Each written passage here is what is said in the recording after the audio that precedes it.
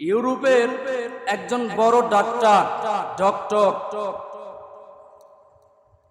নাম যার doctor Morris Bucaille, নাম ডক্টর মরিস বুকাইলি।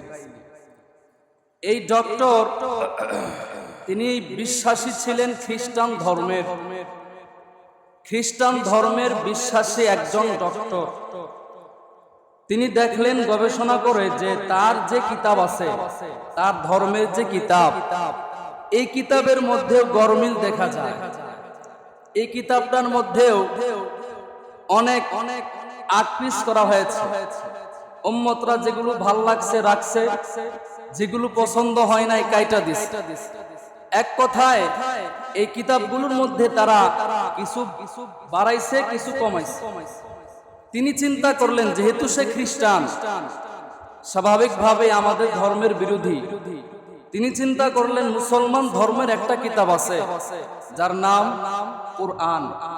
যদি কোরআনে কোনো ভুল পাওয়া যায়, বের করা যায়, তাহলে পৃথিবীতে গোটা মুসলিম উম্মার মাঝে একটা কঠিন ফাটল সৃষ্টি করা যাবে। সেটা কিভাবে?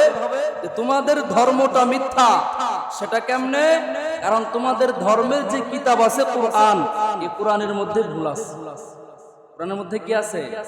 যদি কোনোভাবে কোনো একটা ভুল বের করা যায়, তাহলে গোটা পৃথিবীতে প্রচার করা যাবে যে কোরআনে ভুল আছে, অর্থাৎ ইসলাম ধর্মটাও মিথ্যা।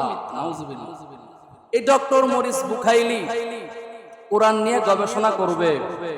এবার কোরআন তো আরবি ভাষায় লেখা। কোরআন বুঝার জন্য আরবি ব্যাকরণের জ্ঞান, আরবি গ্রামারের জ্ঞান, ফাসাহাত, বালাগাত, ইলমে নাহু, ইলমে সরফ, অনেক কিছু জানা থাকা লাগবে। এবার তিনি চিন্তা করলেন কোরআনের ভুল যখন বের করব, আগে তো এই জ্ঞানটা হাসিল করতে হবে।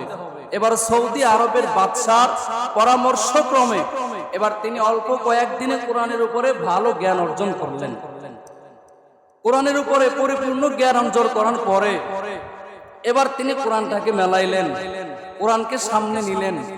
কোরআনকে সামনে নিয়ে শুরু থেকে শেষ পর্যন্ত যত ঘাটাঘাটি করলেন, যতবার দেখলেন, তার চোখের আয়নায় আল্লাহর কোরআনে একটা ভুল ধরা পড়ে নাই। অবাক হয়ে গেছে, এইটা কেমনে সম্ভব? এত বছর হয়ে গেছে, কোরআনে একটা ভুল পাওয়া গেল না, কিন্তু ভুলটা পাবো আরেকটু বিশ্বাস, আরেকটু আশ্বস্ত হওয়ার জন্য তিনি খবর পাইলেন ইস্তাম্বুলের জাদুঘরে উসমান রাদিয়াল্লাহু তাআলা আনহুর হাতের লেখা একটা কিতাব আছে কোরআন। জাদুঘরে হাতের লেখা একটা কোরআন সংরক্ষিত আছে।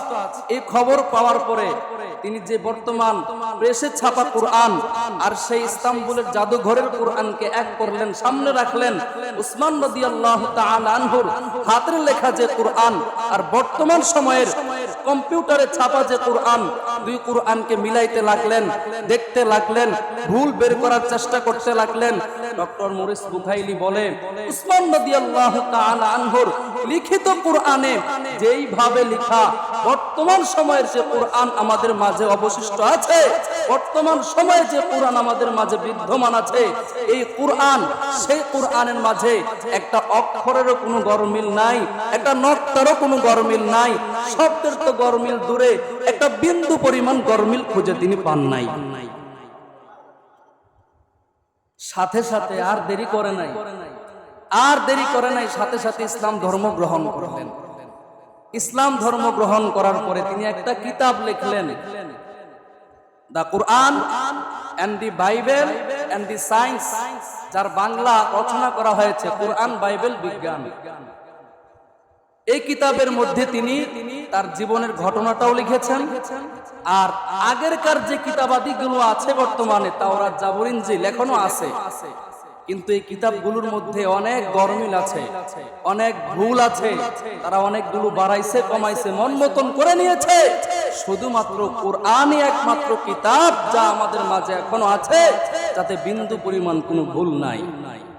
এখন প্রশ্ন আসতে পারে মনে, হুজুর তাদের উম্মতেরা যেহেতু তাদের কিতাবগুলোকে ধরে রাখতে পারে নাই, তাহলে 1400 বছর হয়ে গেছে, এই উম্মতেরা যে কোনো গরমিল করে নাই, কোনো গরমিল যে এখানে হয় নাই, তার কি গ্যারান্টি আছে? তার গ্যারান্টি দিলে স্বয়ং কোরআন। আল্লাহ বলেন সূরা হিজরের মধ্যে, ইন্না নাহনু নাযালনা যিকরা ওয়া ইন্না লাহু লাহাফিজুন।